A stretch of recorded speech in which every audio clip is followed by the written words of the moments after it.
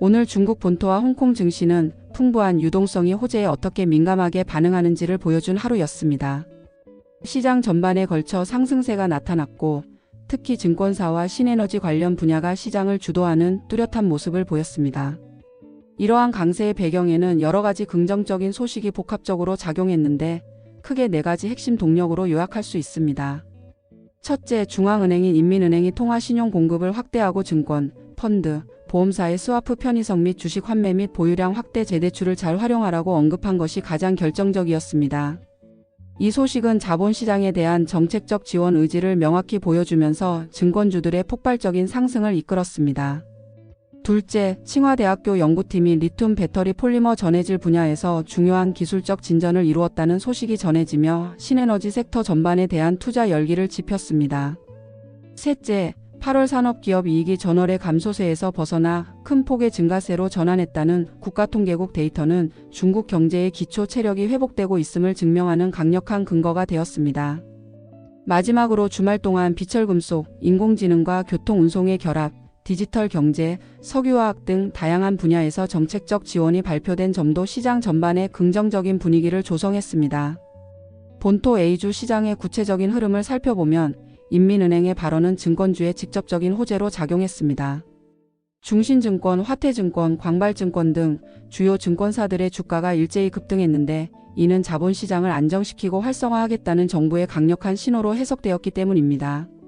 화태증권이 분석했듯이 중장기적으로 자본시장이 안정적인 성장세를 보일 것이라는 전망 아래 증권사들의 사업 영역과 깊이가 더욱 확장될 것이라는 기대감이 투자자들을 자극한 것입니다. 유동성이 풍부해지면 증시 거래 대금이 늘어나고 이는 증권사의 핵심 수입원인 위탁매매 수수료 수익 증가로 직결됩니다. 또한 주식 환매 및 보유량 확대를 위한 재대출 지원은 상장사들의 주주가치 제고 노력을 촉진하여 시장 전반의 체질을 강화하는 효과를 낳을 수 있습니다. 이러한 복합적인 기대감이 증권주 전체의 가치를 재평가하게 만든 원동력이었습니다. 신에너지 분야의 급등은 기술 혁신에 대한 기대감이 어떻게 산업 전체를 움직일 수 있는지를 보여주는 대표적인 사례였습니다. 칭화대 연구팀의 성과는 차세대 배터리로 주목받는 전고체 배터리 상용화의 핵심 난제 중 하나를 해결할 수 있는 가능성을 제시한 것으로 이는 리튬 배터리, 전고체 배터리는 물론 풍력, 태양광, 에너지 저장 시스템 등 신에너지 산업 생태계 전반에 걸친 긍정적인 파급 효과를 예상하게 했습니다.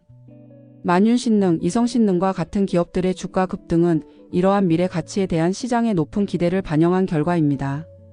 이와 함께 비철금속, 희소금속 섹터의 강세도 두드러졌는데 이는 주말에 발표된 비철금속 산업 안정 성장 방안과 더불어 안전자산 선호 심리 속에서 현물금 가격이 역사적 신고점을 경신한 영향이 컸습니다. 금 가격의 상승은 관련 채굴 기업들의 수익성 개선으로 이어질 것이라는 기대를 낳았고 산업 정책 지원은 구리, 알루미늄, 리튬 등 핵심 산업 금속의 수요가 안정적으로 유지될 것이라는 믿음을 주었습니다. PEK 소재나 휴머노이드 로봇과 같은 테마 역시 미래 성장 산업에 대한 시장의 관심이 집중되면서 강한 상승 탄력을 보였습니다.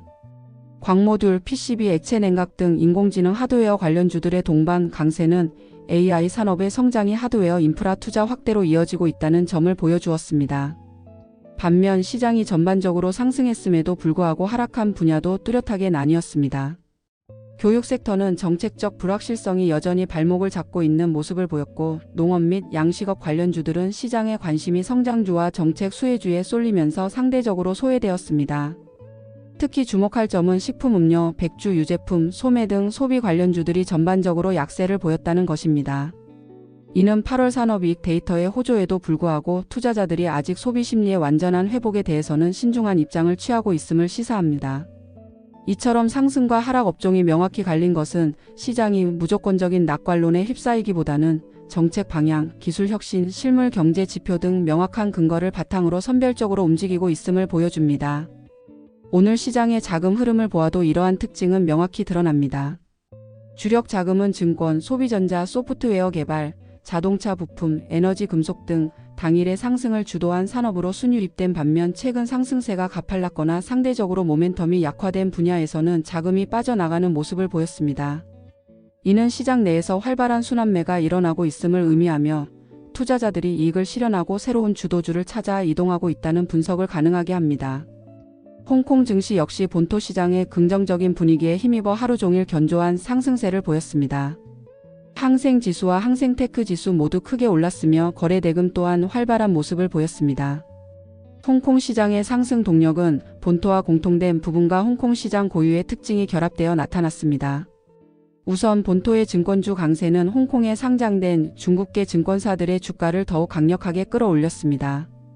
동일한 기업이 본토와 홍콩에 동시에 상장되어 있는 경우 본토 시장의 호재가 홍콩 시장에 거의 즉각적으로 때로는 더 큰 폭으로 반영되는 경향이 있는데 오늘이 바로 그런 날이었습니다.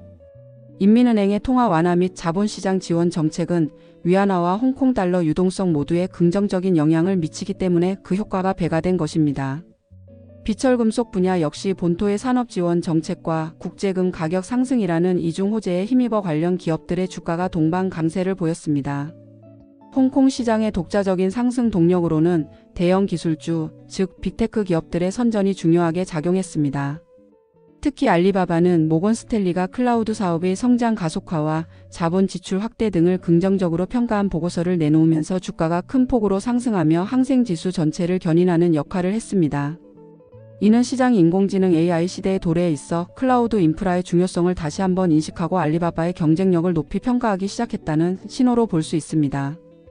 텐센트, 메이탄 등 다른 빅테크 기업들도 동반 상승하며 기술주 전반에 대한 투자 심리 개선을 이끌었습니다.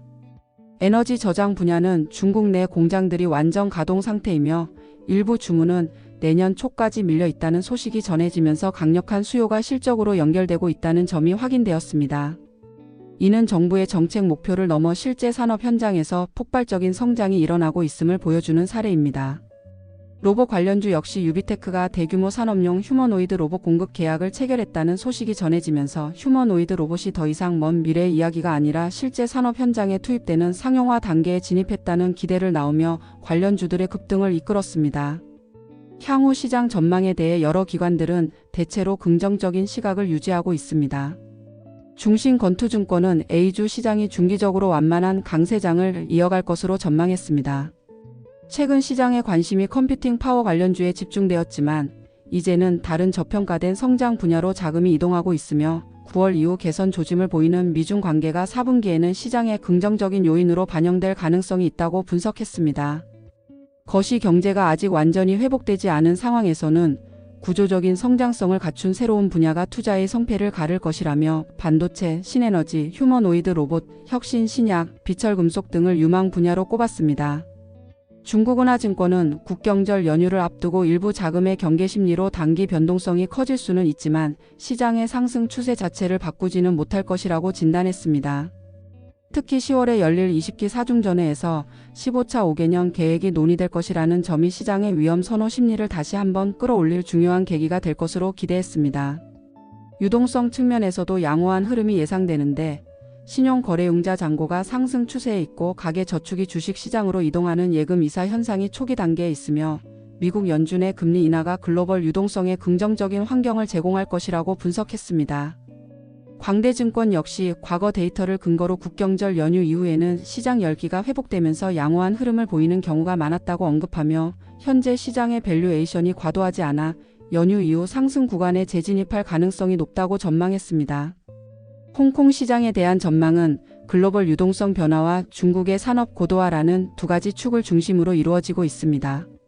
인베스코는 최근 인도 주식 비중을 줄이고 중국 주식 비중을 늘렸다고 밝혔는데 그 이후로 최근의 상승에도 불구하고 중국 주식의 밸류에이션이 여전히 매력적이라는 점을 꼽았습니다. 이는 글로벌 투자 자금이 고평가된 시장에서 저평가된 중국 시장으로 이동할 가능성을 시사합니다. 화태증권은 홍콩 기술주들의 최근 반등이 중국 내 AI 기술 발전이 재가속화된 덕분이라며 AI 모델, 칩 구매, 자본 지출이 빨라지면서 기술주가 홍콩 증시의 세 번째 가치 재평가를 이끌 것이라고 분석했습니다. 미국 연준이 통화 완화 사이클을 시작하면 홍콩 시장의 투자 심리는 더욱 개선될 여지가 크며 기술주는 여전히 매력적인 투자 영역이라고 강조했습니다.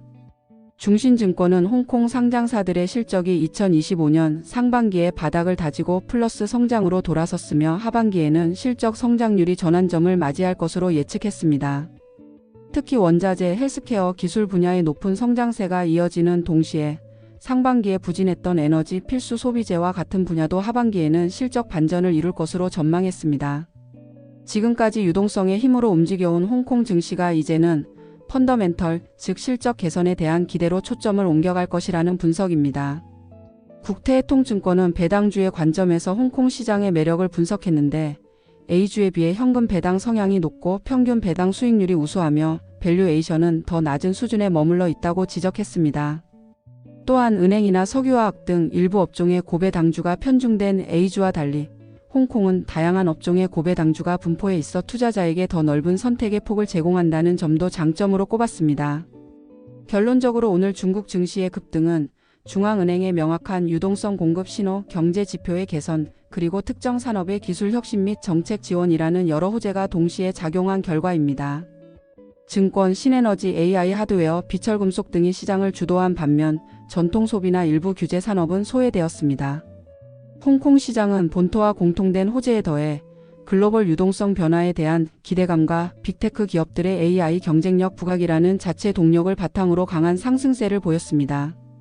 향후 시장은 10월의 중요 정치 이벤트를 앞두고 정책 기대감을 이어가는 한편 기업들의 하반기 실적 개선 여부를 확인하며 움직일 것으로 예상됩니다. 미중 관계와 같은 외부 변수는 단기적인 변동성을 유발할 수 있으나 매력적인 밸류에이션과 개선되는 펀더멘털 그리고 우호적인 정책 환경을 바탕으로 한 중장기적인 상승 추세는 유효하다는 것이 시장의 지배적인 컨센서스로 보입니다. 오늘 내용 여기까지입니다. 끝까지 봐주셔서 감사합니다.